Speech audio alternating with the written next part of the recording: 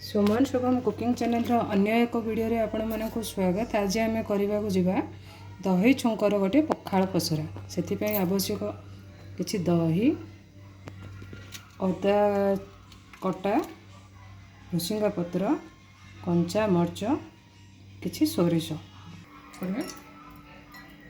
प्रथम कढ़ई 1 चामच तेल दबा सोरिष दबा तेल गरम है प्रथम सोरिष दबा अदा दबा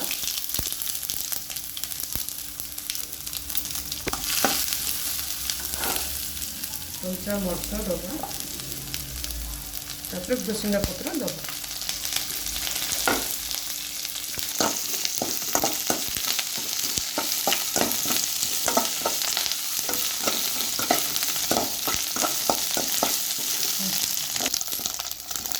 देखो छुंक आमर प्रस्तुत होगा।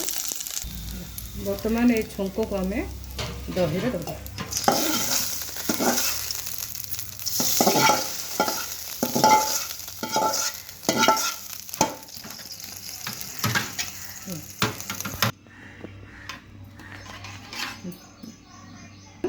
बर्तमान ये छुंक को आम हाथ में दबा। देखो सांग मैंने बहुत सुंदर पखाल पसरा आमर प्रस्तुत होगा। ताप आम नहीं किसी झुड़ंग भजा गोटा बैगण भजा साग भजा चिप्स। आपण को जदि मो वीडियोटी बहुत भल लगे ताहले सुमन शुभम कुकिंग चैनल को सब्सक्राइब करूँ, लाइक शेयर एंड कमेंट जरूर करूँ।